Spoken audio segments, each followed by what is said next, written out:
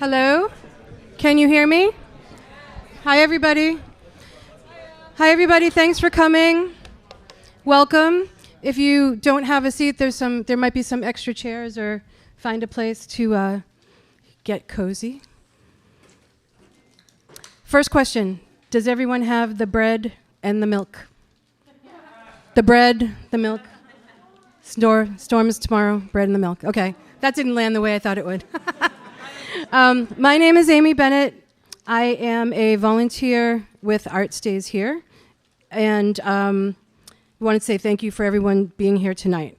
Art Stays Here is a nonprofit art space advocacy group committed to preventing arts, music, and cultural displacement across Greater Boston.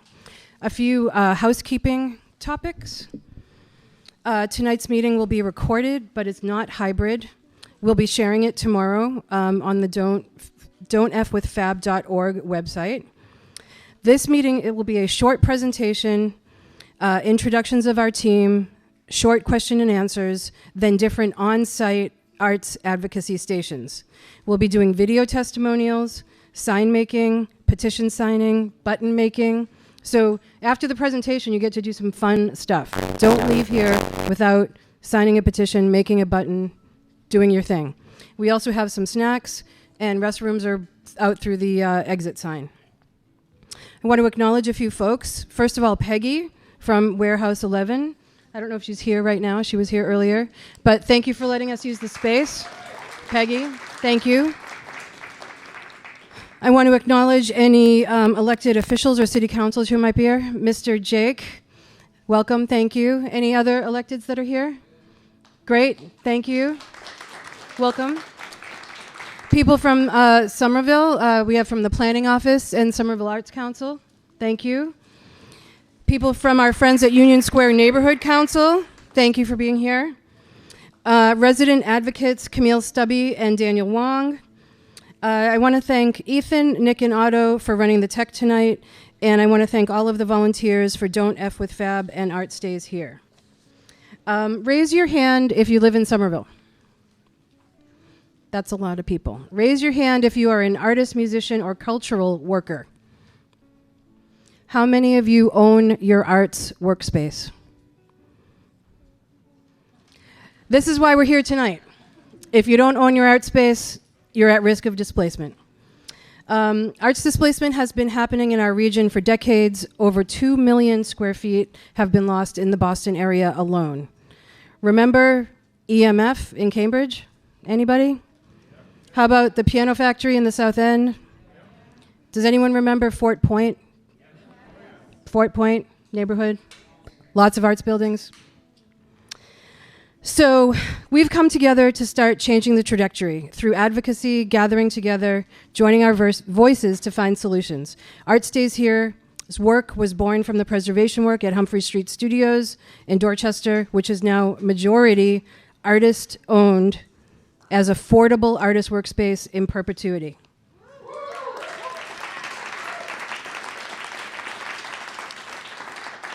I want to introduce a couple of people. You can just raise your hands from Humphrey Street. Christina Tedesco over here. Franklin Marval over there. My partners in crime. Thank you for being here tonight. So after Humphrey Street, we started getting the calls. Other artist communities were being displaced, were at risk. The artists at 119 Braintree Street, the artists at the Sound Museum in Brighton, the artists at Charlestown Rehearsal Studios, Joy Street Studios, just Milk Row Studios. It happens everywhere. So something that Somerville has, you may know, but you're going to learn about tonight, is the unsung hero known as the Fabrication District. We don't have that in Boston. We don't have it in Cambridge, but it's here in Somerville, and we are going to use the hell out of it. A few months ago, Art Stays Here convened a handful of folks to work on advocacy campaigns specific to Somerville art spaces. It includes folks from Joy Street Studios, Milk Row Studios, Art Stays Here, and Somerville residents. It's called Don't F with Fab, coined by my friend and colleague, Ethan Dussault. Let's watch the video.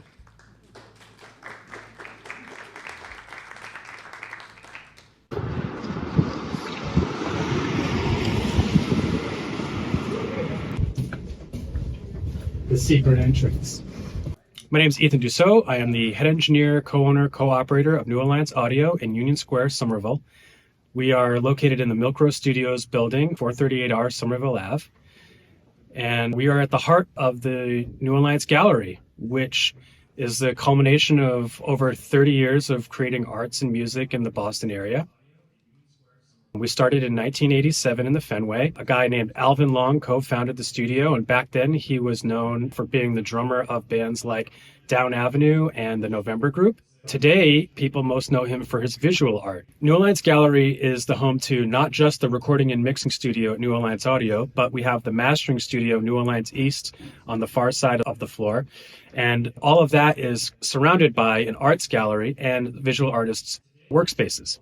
Having experienced being displaced twice, once from Boston and once from Cambridge, we're discovering that we actually have some leverage in Somerville that we never had before. In the Somerville zoning code, there is an unsung hero of sorts called the Fabrication District.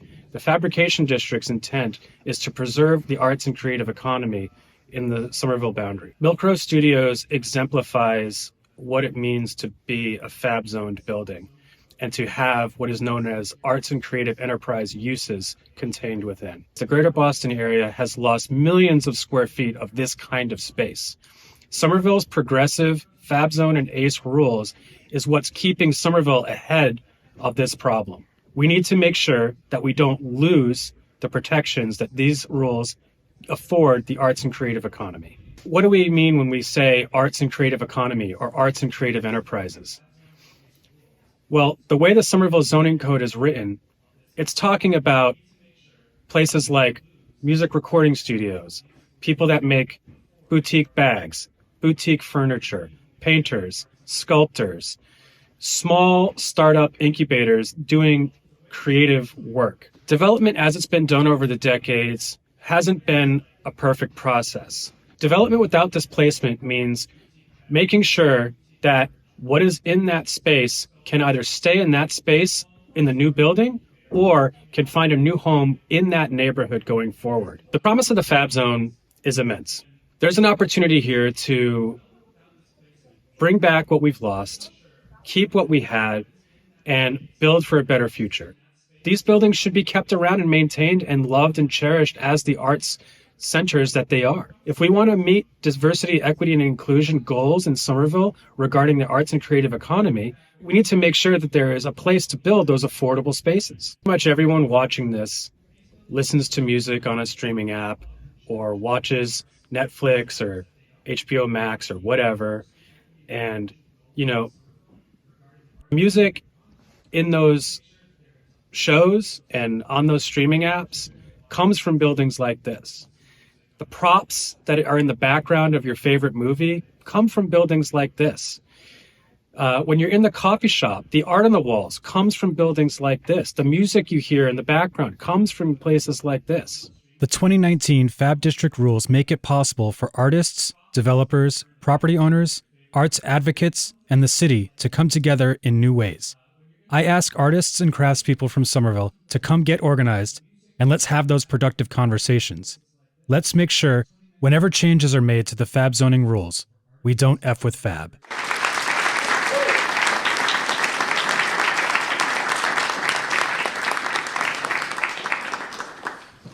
Shout out to Lucy, our assistant at Art Stays Here, for putting that video together. Ajda?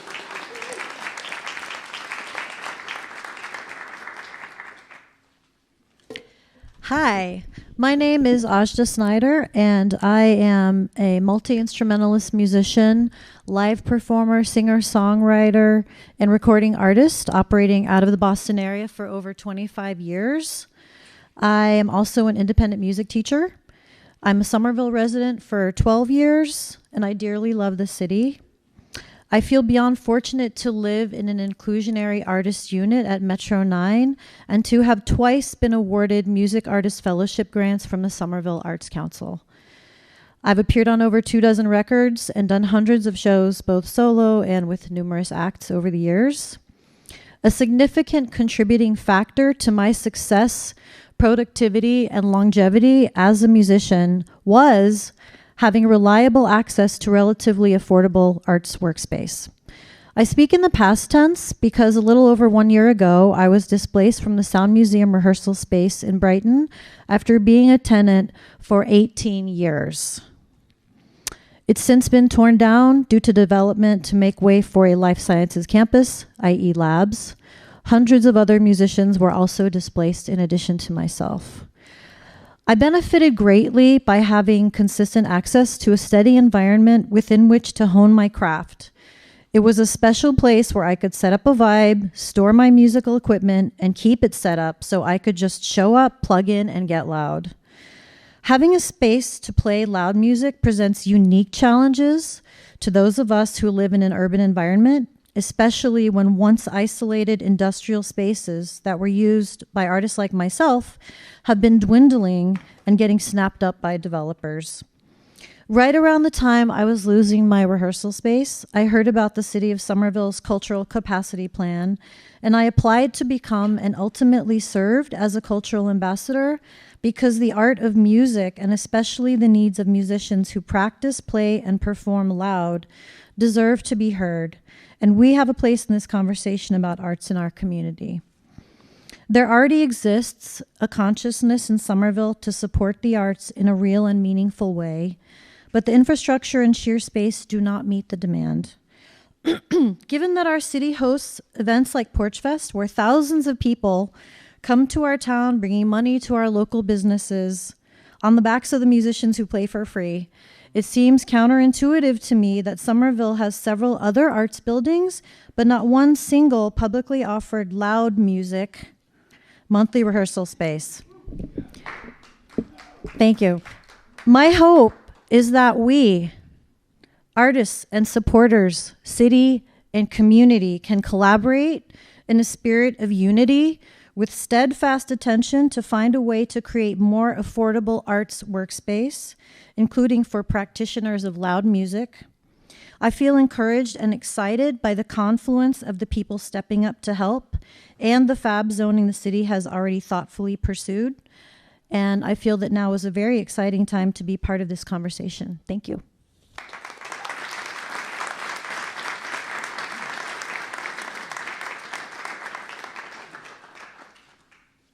Hi, I'm Jen Harrington, she, her.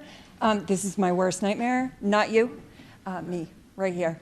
I usually am behind the scenes. I booked at the Nave Gallery for many years, as well as the Nave Annex. And then I decided to shift gears, and I booked music for 10 years. All local bands, usually one traveling band. I did all of that work for volunteer. I was super type A. I made artists and musicians feel important. I was often told by musicians that my instructions were so thoughtful and well prepared that they beat those that get paid for it at big venues. But I wouldn't have had this opportunity if a place like the Nave and the Nave Annex didn't exist, because I never went to art school. I didn't have experience curating. I just volunteered because I love the arts, and then I said I have an idea. Can I do something? And I wrote a proposal, and they said, you sure can. And then I got the bug. Places like that are special. The Nave Annex in Davis Square was the only space that was independently owned that was free to hang out in, and hardly anybody knew it was there, and it killed me. And you know, we'll never get that back. So many thanks to Susan Bursler for starting that, and please know that there is a Nave Gallery in Teal Square as well. So what happens when there are less spaces for arts organizers like me? There are less arts organizers. So currently, I'm not organizing shows. I'm not curating events like this. What I'm doing is I'm going to zoning meetings at the moment. And I'm up until like 3 o'clock in the morning working on an artist toolkit so that we can, you know, unite and fight for the spaces that we have left. What happens when There are less arts organizers. There are less opportunities for the arts. You're not going to get your shot. What's going to happen is there's going to be more attention to artists, musicians who are not from here. And it's totally unfair. There aren't going to be people rooting for you anymore. I need you here. You need people like me. But then also, it's one face. It's very few faces organizing right now. We talked during the pandemic about equity. It's downhill in this area. It's shameful. There are maybe half of the bookers, music bookers in town now than there were before the pandemic. And, they're trying to make a living too. But it's an unexciting world at the moment. I very rarely go out anymore to see a show, and I used to go out all the time.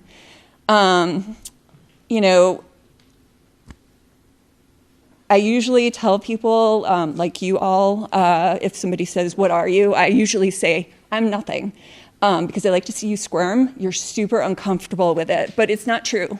I'm hyper organizer, I'm hyper type A, and I absolutely care. But if I hadn't had the experience that I was allowed to have at the Nave Gallery, I wouldn't be here right now. I wouldn't be rooting for you because I wouldn't understand.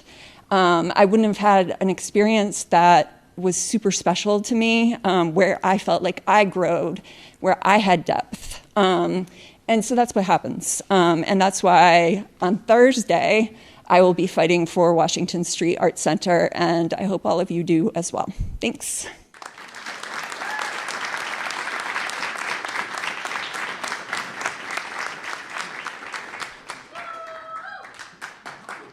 Thank you, Colleen. Hi, my name is Dan Coughlin. I'm a resident here in Union Square and a tenant over at Joy Street Studios. A bunch of Joy Street tenants are here tonight as well. Thanks, Ethan. Joy Street, for those of you who don't know, is located over in the Brick Bottom neighborhood. We have approximately 60 studios, and with shared spaces, that can mean 75 tenants at any given time. In 2019, the building was purchased by a developer along with 12 acres of the surrounding land.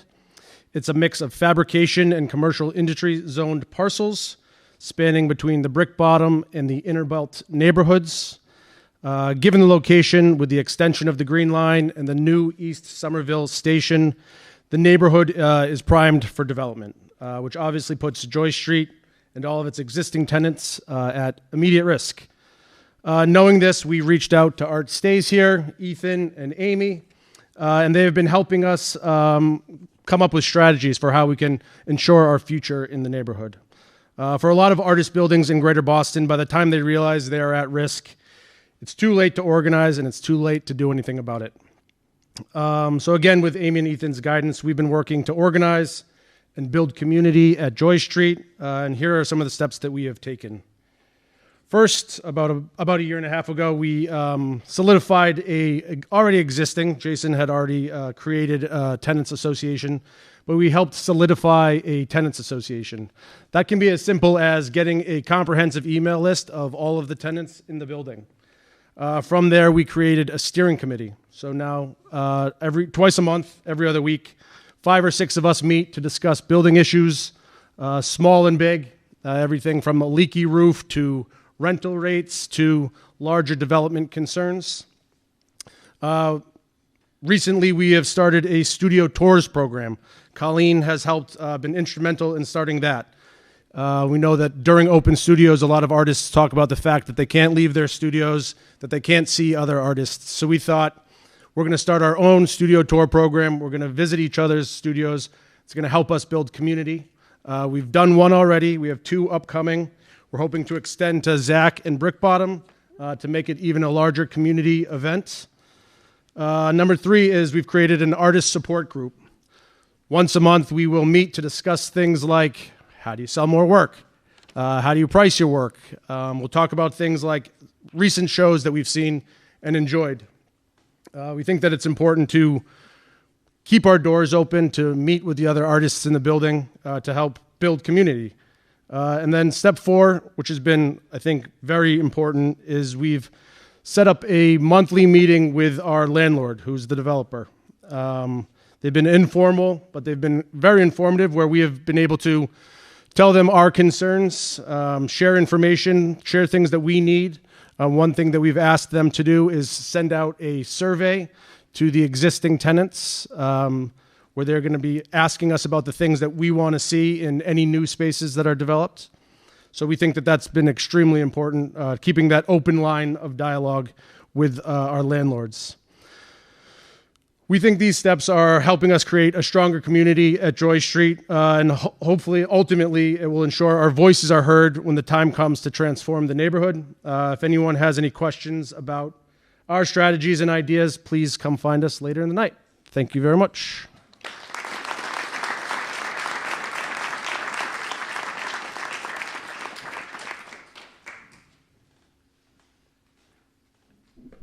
So, unfortunately, Becky Donner, they, who has a studio at Milk Row Studios, right upstairs from where I have my recording studio, could not be here tonight.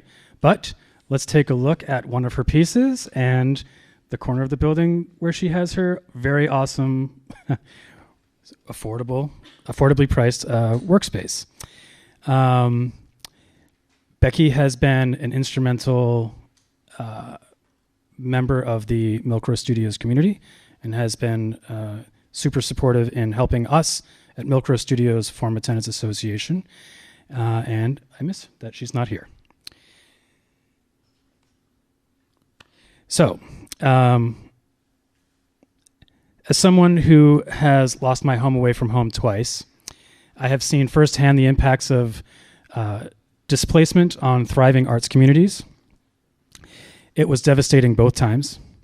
Many dear friends left town, and some even retired from creating altogether.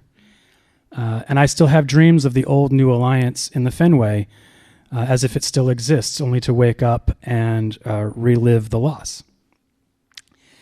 You've heard a lot of emotions from many of the presenters tonight regarding this, and I'm sure you've been through ups and downs with space needs as well. But now I'm smiling because I'm looking at this room and I'm super stoked. I'd love to say also that I'm stoked not just because you're all here, but the 2019 Somerville zoning ordinance gave us leverage. So let's recap some of the leverage that I think that we can use going forward as a community in the arts and creative sector of Somerville. So the FAB district is a commercial district centered around the arts and creative economy. And even though the intent and purpose of this district is arts and creative use, it can't be overly restrictive. There are property rights laws in this country that prevent zoning from being like, this zone has to be 100% arts, right? And you can't dictate affordability in zoning. That's also a no-no when it comes to the property rights discussion. The Somerville zoning ordinance is designed to grow and change with the needs of the city and the community. Okay, so there's an amendment process written into it. Anybody, pretty much, registered voter, property owner in the city, can put forth an amendment with the right amount of co-signers. And, all those rules are in the Somerville zoning ordinance if you want to be wonky about it and learn more. But, for example, the city can present its own changes to the zoning map and the zoning text. A property owner can do that. I could write my own text amendment and have y'all sign on to it and submit it myself if I wanted to. Has crossed my mind. Not just for fun. Don't worry, I'm not going to waste anyone at the city council's time.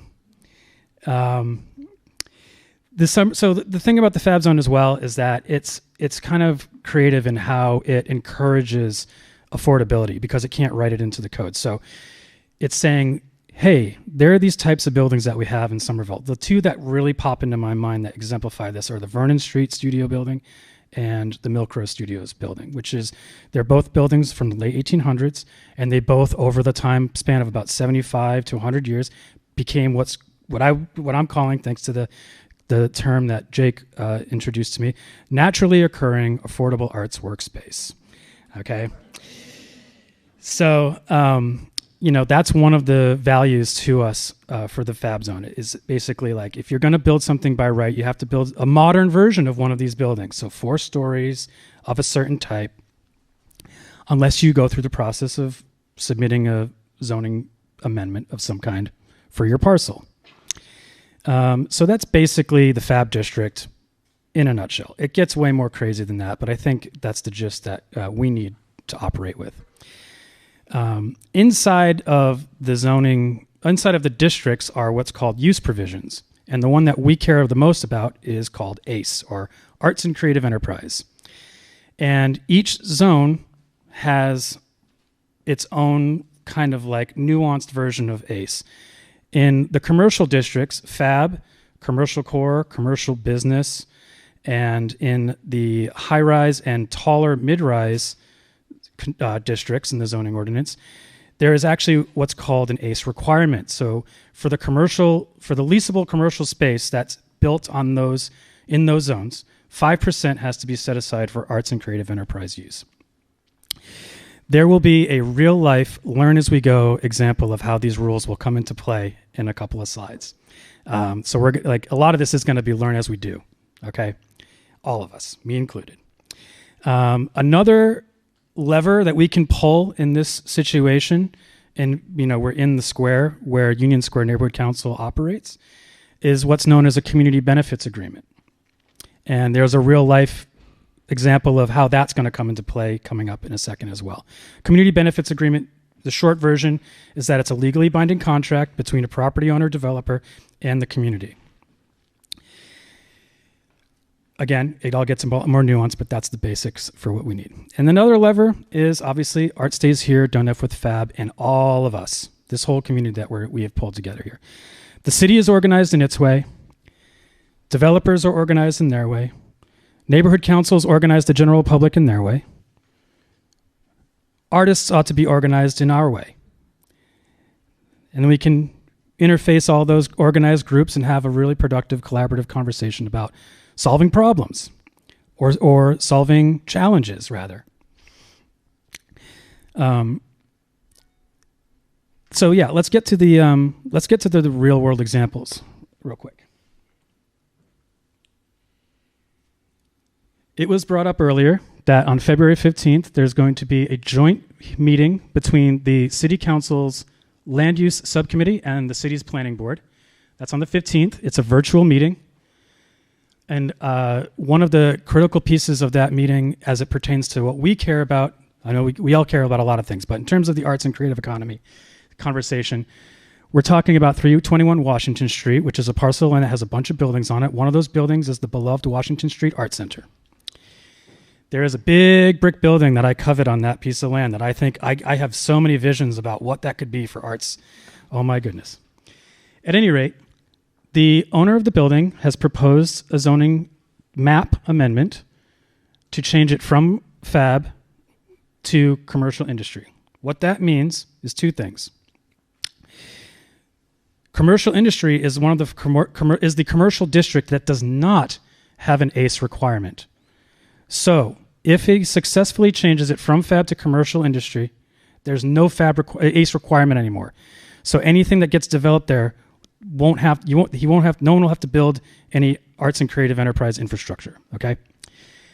The other implication of this change is that when it comes time to develop, if the person does want to develop, and then the CBA negotiation starts to take place with the Union Square Neighborhood Council, et cetera, the arts and creative economy, because the zone is no longer FAB, no longer centered around the arts and creative economy conversation, we don't have no leverage, but we have much less leverage in that conversation if it changes from FAB to CI.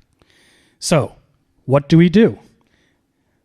What's known as a public hearing at these subcommittee meetings is a time when you get to sign up and you get to speak for 2 minutes on a topic, okay? So, we're going to send out a link.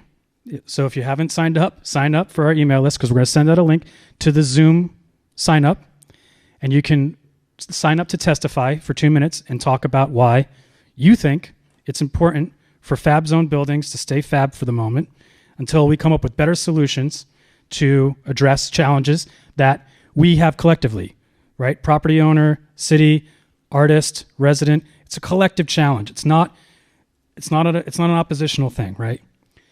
How do we solve it, right? Let's have that conversation. Another way you can engage in this is by writing a letter, okay? We'll provide the email addresses for that as well. And as Jen mentioned earlier, we have a toolkit which will outline best practices for submitting a letter to the city. So that is one real world example for us to learn as we go, because this is a marathon. It's not a sprint. There's going to be things coming up that we all need to be aware of, and we're going to try our best to keep everybody in the loop and to make it as easy as possible for you to do the stuff that we need to do. And the more of us that are doing it, the less one person has to do so much heavy lifting. If we spread it across all of us, it's much easier for all of us to do the lifting together. Okay, so this one is that community benefits agreement lever. There is a it's tentative for now, March 2nd at the Argenziano School in Washington Street. March 12th? What did I say? I'm sorry. Sorry. March 12th. It's tentative, but it's nearly 100%. What's that? It's 100%. We have confirmation from the council. All right. So what we need you to do is show up and be heard. Why? Because the USNC, Union Square Neighborhood Council, and Rafi Properties, who are developing the Summer Nova project, are working to create a community benefits agreement. So we need to make sure that the arts and creative economy is well represented at this summit. Okay? Rafi Properties wants to do a lot of stuff there. It's a resource to the arts and creative economy. We need to make sure that any fallout from anything they do is compensated for in some kind of way that the community at large is happy with and comfortable with, right? So think of the things that we need as an arts and creative economy, and think about the fact that this is a FAB zone parcel or group cluster of parcels. And the Union Square Neighborhood Council will be there hearing what we need, and it will be taken into serious consideration. I guarantee it. So now for the Q&A. I'm going to go first. Who here has millions of dollars and wants to buy some arts buildings? Okay, in all honesty, Ajda's going to do the Q&A moderating, not me. Thank you, Ethan. That was awesome. Okay, so as we move into Q&A, we just ask that everyone is respectful. And we have a mic set up right here. So if you have a question, please line up at the mic. If you have mobility needs, we can bring the mic to you. So feel free to just raise a hand or something if that's the case. And does anybody have any questions?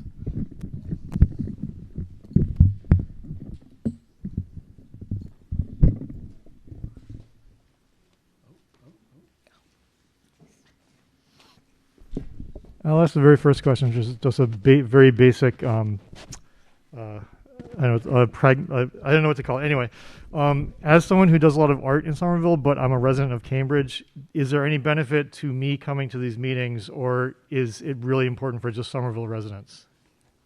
You work in Somerville. Yes. Answer is yes. Okay.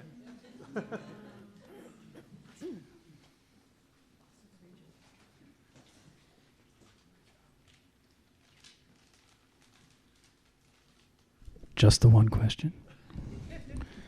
Hi, Melissa. Hey, how's it going? I'm like 100% oriented towards music stuff, so I want to talk to you later, but I'm just wondering about buildings that you see as appropriate, like already existing, or like old buildings that are like falling apart that could be made into like music zones that we could all advocate around. There's so many musicians here that need rehearsal spaces, as we know. I was also at the Sound Museum and at EMF as well, so went through both of those losses. So just wondering if there are people who are already organizing around that specific issue.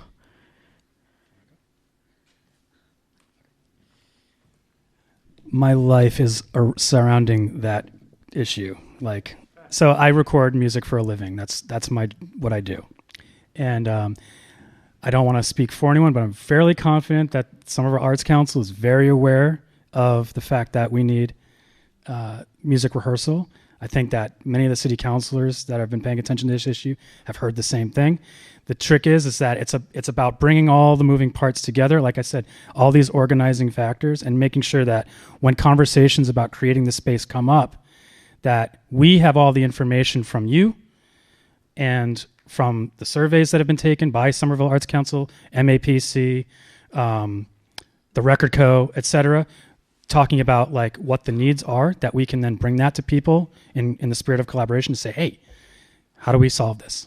You know, so it's top of mind because I think that of all the arts issues in Somerville, affordable monthly music rehearsal space is like very atop the list.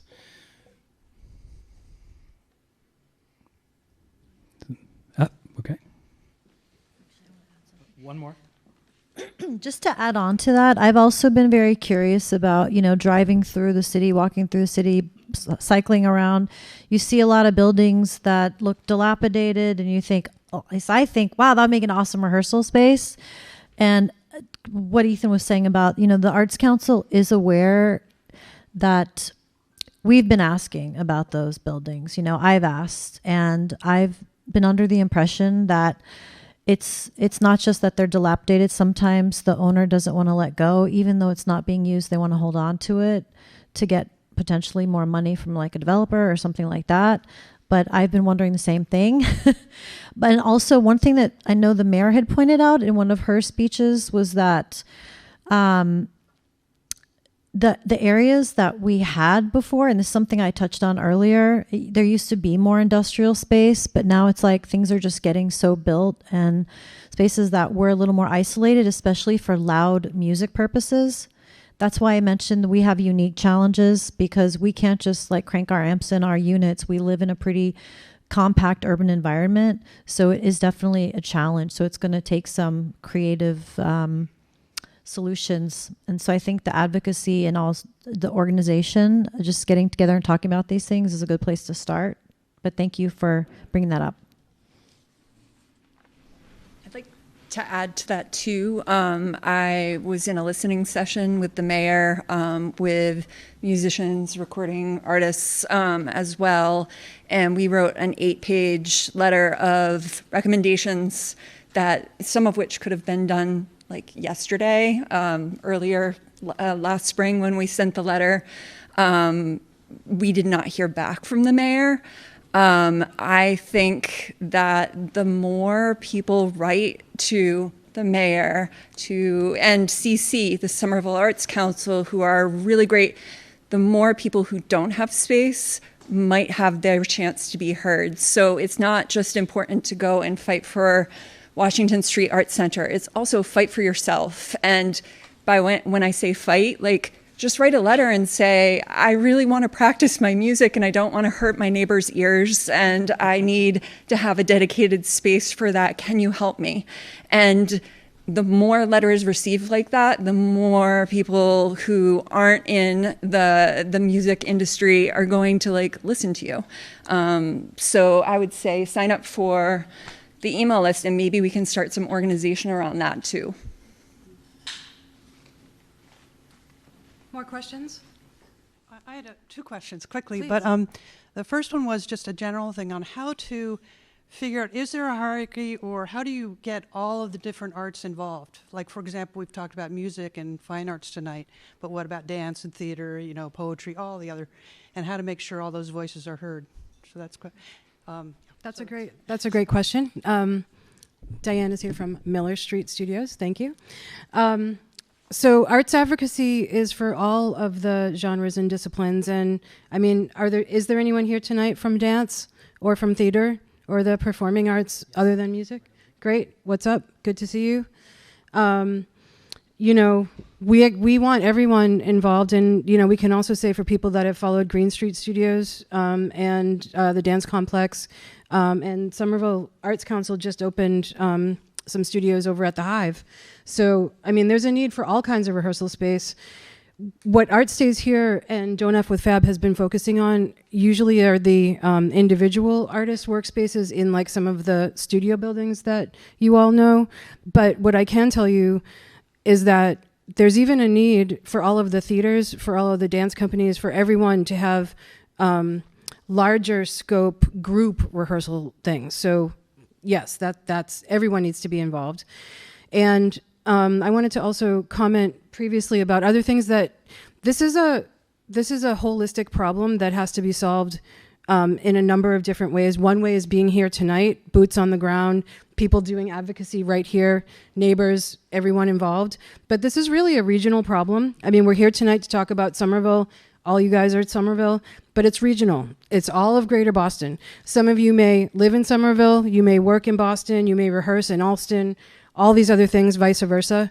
The space thing is regional, and we're addressing it in all ways. And another thing that's going on is on the policy level. So there's policy in terms of the state of Massachusetts. Mass Creative is here in the house tonight. Emily Ruddick, Executive Director of Mass Creative.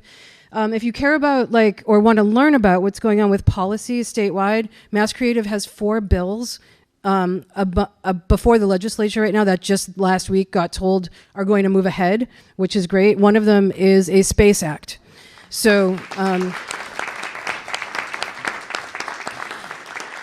it will take a while for that to shake out, but that's on one. So we have, boots on the ground, one level. Another is, we're working with cities, governments, developers, and neighborhoods. That's another level. Working with Mass Creative on the state level, and also talking with property owners and trying to figure out how we can buy stuff.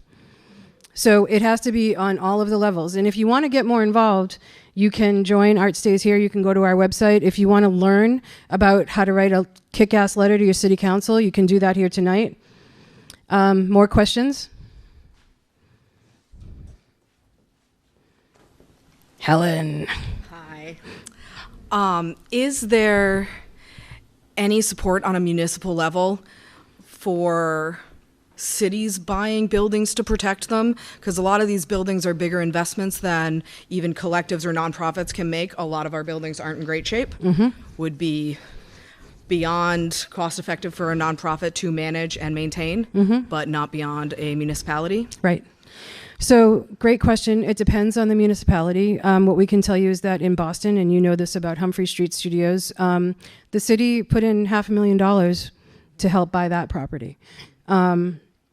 So there's lots of different ways to solve the problem. And, if you want to talk about Boston specific, we can do a campaign towards city council to try to change municipal policy on a municipal level. That means meeting with Councilor Coletta, getting, a hearing, which we've done for music. We could do it for visual art. And one of the things that the Art Stays Here website has, we have a petition online that's for policies and protections. And one of those things that we call for is for municipally owned buildings to be either sold or used for art spaces. Another thing that we can call for in the city of Boston, you may recall, a lot of the offices downtown in Boston that are not used because people are no longer going into the office. And Mayor Wu set up a tax credit for businesses to turn those into housing. We should also come up with some policy that says, let's take one of those and how about turn it into art space? So yes, using resources that exist. Somerville also has an anti-displacement task force. There are 3 different committees, residential, small business, and creative. I'm on this year's creative committee, and we are coming up with proposals to the city to help the art scene. And I believe they're taking applications for the next round, which I believe starts in June. But if you want to connect with me after this Q&A, I can show you where the website is, because somebody asking the questions that you asked should be on that committee. Thank you. Did you have a question? Okay. We're recording, so the mic is ideal. But I'm Michelle Hanson. I'm in the New Square Neighborhood Council. I'm speaking for myself just based on the conversation that I had with a member of the Somerville Redevelopment Authority recently. It was actually concerning a large piece of green space that is becoming available because Mattnon High School is closed down and the field is now open. And I said, well, why can't the Somerville Redevelopment Authority take that? And the answer was, well, it has to have to do with urban renewal. And I said, well, why can't having a park in the middle of a neighborhood be part of urban renewal? So the same question can be asked of these buildings that you're talking about. So a lot of these buildings, I think, could be taken, because we take them for developers, why can't we take them for artists? Because in the same way that a field could be used as a part of redeveloping a neighborhood and urban renewal, so can these things, because I've lived here for a very long time. I have a lot of family members who have been artists. Artists are not just playing, they're working. My family make part of their living as much as they can being artists. And I think that's the part that is sort of missing with the city understanding. This is not just fun, this is work, you're trying to feed your families. And so I think that having a place to do that, and maybe getting involved with the redevelopment authority and pushing this as an idea may be a good idea. That's just one thought that I had. I love that. Thank you.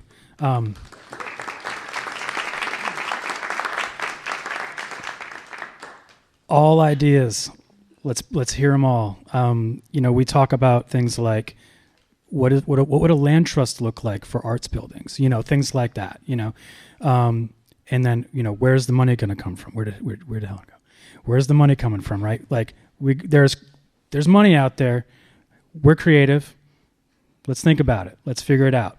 If you have a crazy idea, I don't care. Let's hear it, because it might spur another idea, which will spur another idea, which will spur another idea.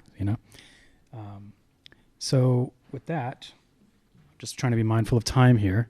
Does anyone else have any questions, maybe about any of the stuff I went over regarding next steps, actions, or anything? Yeah, go ahead. Hi, I'm Tori. Hi, Tori. I was just going to present another opportunity.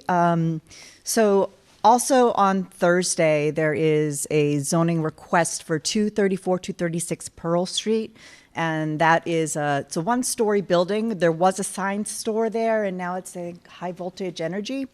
So the proposal, it's zoned now for MR 4th, so that's mid-rise 4. So, and the developers want to do MR 6, mid-rise 6, with the main use being housing. So Gilman Square Neighborhood Council, who is another neighborhood council that's negotiating CBAs, is negotiating their first CBA with that developer. And they're still taking input. So that's an opportunity, again, when a developer is asking for some sort of amendment or zoning change to really have leverage. So that is a place where we could ask for, in the first floor or in the first and second floor, we want 20% affordable ACE space. Mm-hmm. And so if you're there at that meeting, or if you live in the Gilman Square area, you can contact the neighborhood council and have, again, a place where there's leverage. Yes. And every 2 weeks at the planning board, they are passing really left and right, giving permission for the, mid-rise 4 to mid-rise 6. And if they're asking for that, then we can ask for something. Yep. So thank you so much. Yeah. That's exactly the kind of thing that I'm talking about with this creative thinking and understanding the rules, right? So when you go from mid-rise 4 to mid-rise 6, you go from no ACE requirement to ACE requirement. Mid-rise 4 does not have an ACE requirement. Mid-rise 6 does.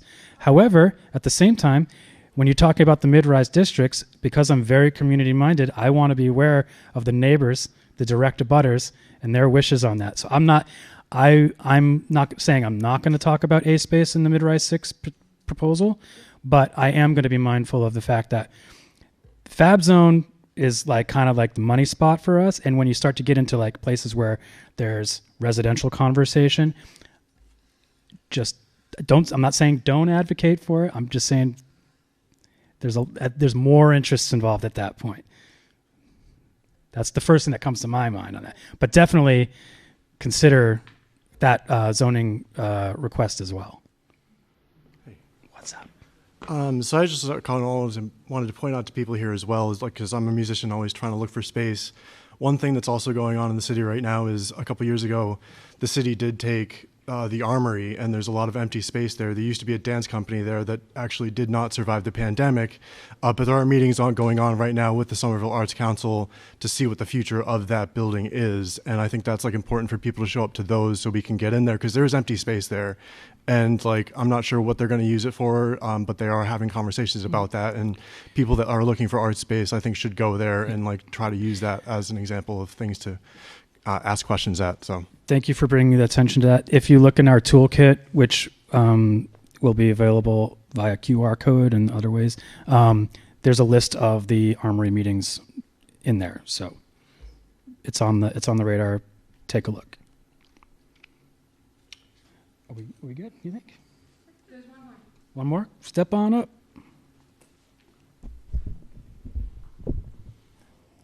Well, first of all, thank you for making this happen. So a round of applause for everyone who made this happen, because I'm really happy to be here. Thank you for making this happen. So my question is not so much a question, but, well, it's a very general question, but would you like to hear a couple little things from me that might be relevant? Yeah? Okay. So just really quickly, I've lived in Somerville for about 20, 25 years. And sort of right now, sort of across the street from where, this so-called the Somerville so-called campus expansion would be taking place. And of course, the initial proposal was withdrawn, fortunately. I want to say, first of all, that I've sort of always been an outsider in politics, but also sort of not. Actually, I worked for Bernie Sanders for a short time before he moved to Washington, and it was really interesting to watch how a group of, a mayor and some other people would work to, a proposal would come across their desk, and I would get to sit in these meetings because I was a writer, and I would actually, and Sanders and his team, who were just fantastic, and you couldn't buy them out or couldn't buy them off or anything. And it was unlike anything that Burlington, Vermont had ever seen before. And so Sanders actually managed to derail some things like privatization of the waterfront and a bunch of really cool things, and it was really interesting to see that happen. And so that's sort of a little bit of inspiration that I always have in the back of my mind. Another thing I would like to just bring up is that I was really shocked. I have to tell you, I was really shocked when I learned about this whole SummerNova plan, because a lot had been. I happened to find out about it just by chance in the fall. Someone was putting up something on a light pole. There was a map, and I have tendency to talk to everyone. I said, "Oh, what's this?" And he said, "Well, I think it's kind of extreme, but I'm not saying anything. You can take a look." And my jaw and my heart dropped, and I thought, "Is this a joke?" Because, the thing it's, as I said in some, further, subsequent meeting, it seems like potentially a really great idea, but it doesn't fit here. It's like dropping a giant office park into a place where, in 10 years of construction would make no sense. Actually, I call up a very good friend of mine, Denise Provo, who used to be our state representative, has done a lot of other things. She's an attorney. She's a very good poet, which is one reason I know her. And she had not heard about it. And so Raffi has done an excellent PR job of, I have to say, saying that they have talked to everyone and reached out to everyone. No one that I talked to, with few exceptions, had heard about this, but they were very eager to oppose it right away. So if Denise Provo doesn't know about something that's happening in Somerville, you've done a really good job of keeping it under wraps. And my first thought when I saw this plan was basically, money talks, and here it is shouting, "Here's a really, really bad idea," because what can you say? And it was only after I started to learn a little bit more about it that I didn't even know about. This is embarrassing. I did not know about the FAB district, but I think to a large extent, it's not just, and I think you or someone else might have brought this up. It's not only artists; it's really all of us who are subject, sort of, to the whims of developers and potentially elected officials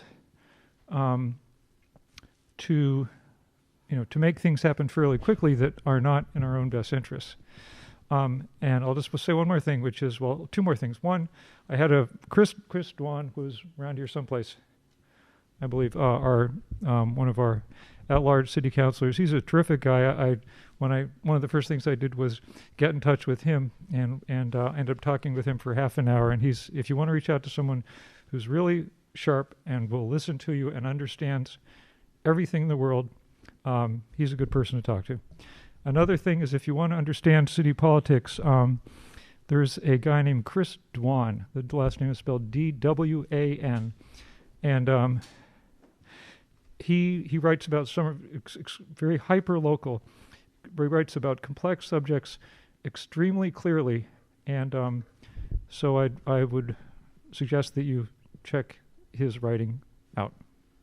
So, the end. Thank you very much. Mm-hmm. Thank you for your comments. And that makes me think about the next part of the evening, which is doing the fun stuff, having the fun conversations like that with each other, getting to know, hey, I'm in this building, I'm in that building. Talk to people who you don't know, and you never know where it'll go. But Amy, wrap it. Thank you, everyone who came tonight. Thank you for everyone who helped. Thank you to everyone who spoke. You can talk to any of us tonight. You can go to the artstayshere.org website or don'tfwithfab.org website. There'll be more meetings like this. And please make your buttons, have some snacks, make your video testimonial, sign the petition, and make some signs before you go home and hunker down. Thank you.